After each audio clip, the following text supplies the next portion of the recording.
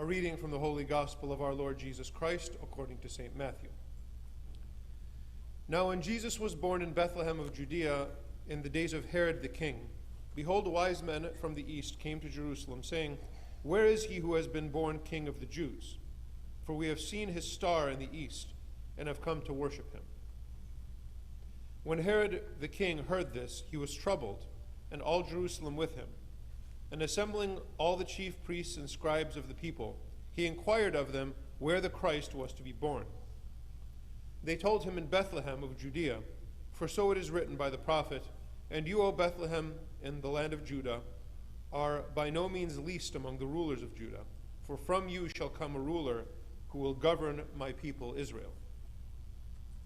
Then Herod summoned the wise men secretly and ascertained from them what time the star appeared.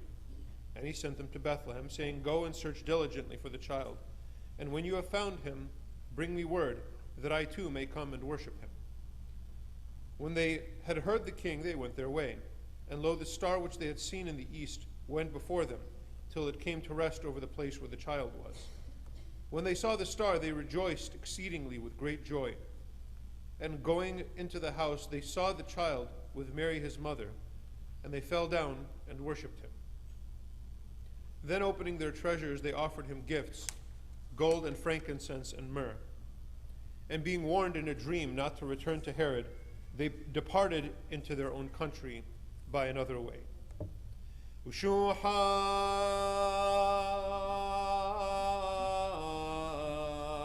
la la minai.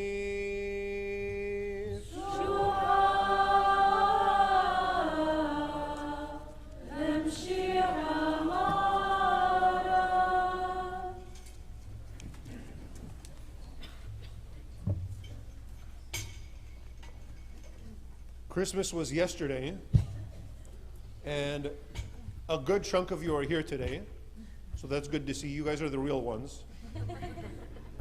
And I think it's because, well, I'm not going to guess your intentions, but you follow sort of in the footsteps of your forefathers, the Magi, who I don't think there's a lot of doubt that they were, it says they were from the east, that they were following a star. The word magus is a Persian word. It means priest, actually. But because priests were highly educated, unlike today, they were, they were also called wise men. You know, it's not incorrect to call them wise men because they were from sometimes wealthy classes. They were also called kings because of their sort of social status. So all those are not incorrect, but the word magus just has that sort of meaning in Persian. But they came from the east, they came from the Persian Empire, but they were following a star, which was something very particular to Babylonians and Chaldeans especially. And okay, that's fine, but you can sort of do astronomy or do astrology without leaving everything and spending months, maybe even years to journey to see a baby and to give gifts. The sort of inner motivation for that is really interesting if you look at it. And I think part of it has to do with the virtue of religion. In sort of traditional texts, religion is a habit. It's not just like a thing that's out there. You, as a human being, develop the habit of religion the way you would develop the habit of playing piano. And religion is a virtue that is, when you kind of categorize, when you ask what is the habit of religion, it goes under the virtue of justice, which is really interesting. It doesn't go under fortitude, it doesn't go under temperance. Of the major virtues, religion goes under justice because religion is habitually giving what is owed, which is justice, to God. And so there's something that it's fair to give, it's right, it's just to give to God. Not for any other reason besides the fact that it's right. It's not like God needs, when we pray, God it's going to like make God happier or something like that. We're not doing it for him. We're doing it because it's the right thing, because it's fair. And I think the Magi had that sense in a very natural way. And I think they kind of represent natural religion. the sort of natural virtue of natural religion, because they did not have access to Moses or the prophets. We have no reason to believe that they understood what it meant to be the king of the Jews, what it meant to be the Messiah. They didn't even use the word Messiah. Just based on nature, they just kind of understood, all right, a king is going to be born, and a king that's so significant that there's this obviously miraculous star. I don't think this was like a comet or something like that, because there's no way that a comet could sort of indicate a house. Oh, it was above the house where he was. Okay, that comet's really low to the ground. I mean, the earth would have been destroyed, okay, if it was that low. So obviously there was something miraculous. A lot of the early church writers say that it was just an angel that was sort of, that they followed from the east. And so, well, this is obviously something very special that's happening. And so in their heart, they said, okay, if something special is happening, we have to do something about it. It's not enough to just sit at home. This king deserves, it's fair, whether or not he needs the gold and frankincense and myrrh. It is the right thing to do. And out of their, we would say ghira maybe in Chaldean or in Arabic, out of their internal sense of zeal or justice, they say, you know what, something has to happen now. This is a king, he was born, we have to be part of it, and we have to give him something. It's the same way that, when it's somebody's birthday, okay, it's just fair. Whether or not they need the gift, okay, it's just the right thing to do to celebrate this person's existence. Your existence is a good thing, we're going to give something to sort of indicate that. It's not that you need it, it's not that I feel like you're going to like me better. Put all that aside. It's the right thing to do. It's just. That's what the Magi did. And I think those of you who are here today, it's Sunday. Even though yesterday was Christmas, even though it's, inconvenient, we're all tired. We were, a lot of us were at like 10 masses in the last couple of days. But it's Sunday. It's the right thing to do. It's fair. And to not do it, here's the part that becomes a little bit sharper. It's not just, it's just to do it. It's unjust not to.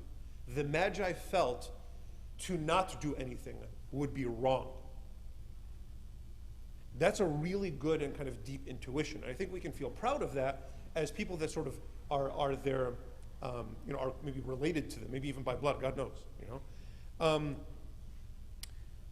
that they had this intuition and they went and absolutely the first people to worship Christ, at least named in the gospel. I'm sure Mary did first, and maybe Joseph. But after that, his immediate family, it wasn't Jews that worshipped the Messiah first. It was pagans. It was our people that came from the east. It was a natural intuition of justice that led them and brought them there and made them not only give gifts, but kneel and worship him. That's really interesting. That's really amazing from a natural standpoint. They weren't told to do this by the prophet Isaiah or by Moses or something like that.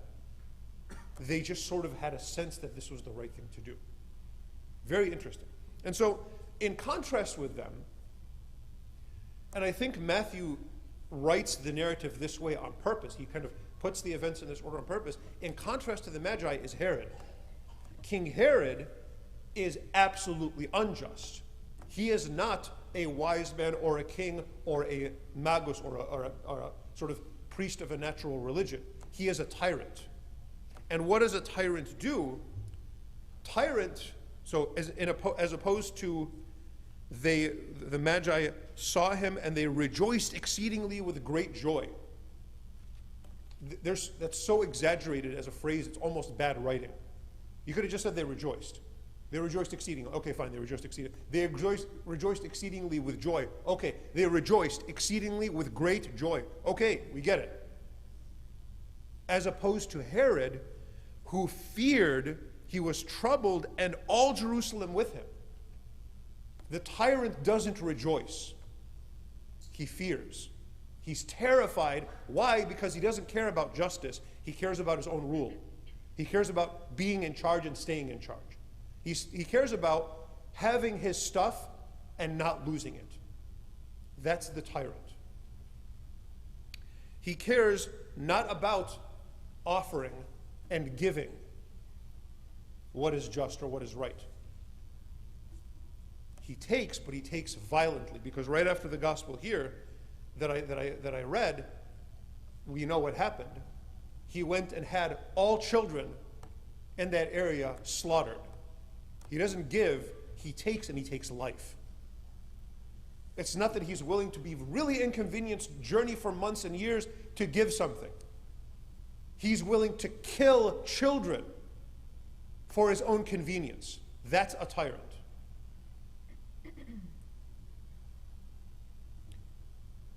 Instead of having a sense of the truth and of what's right, the easiest thing to do for him is lie. Go and search for the child, and when you have found him, come and let me know so that I too may come and worship him. Complete lie. A tyrant is afraid for his own authority. He's willing to kill, and lying is like second nature to him. That's Herod the tyrant. The contrast with Herod is the sort of first contrast, the natural one, is the Magi.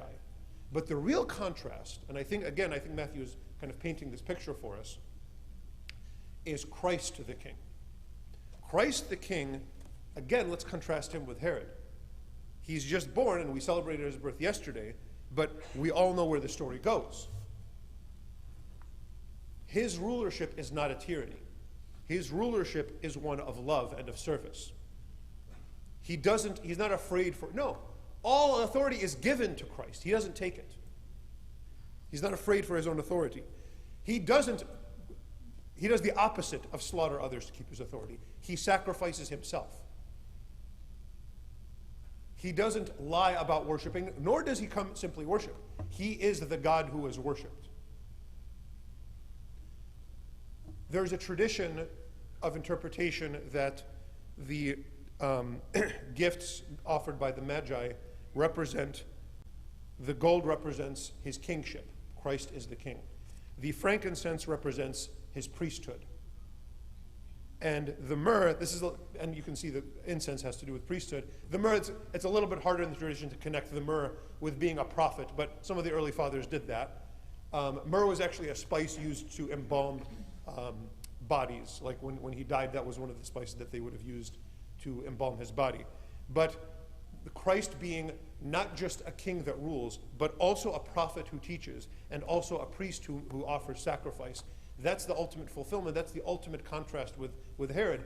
But on the way there, the beginning of the gospel is not tyranny. The beginning of the gospel is this natural justice that the Magi felt in their bones and were willing to be deeply inconvenienced for. So at the start of the new year, and I think as you're kind of making your New Year's resolutions and trying to understand, okay, how can I improve? Look at the Magi and see maybe the next year as a journey with them, so that you, with them, can make it to Christ, can offer the sacrifices and the gifts that you have that are fair and just for you to offer, and so that you can also kneel and worship him with them.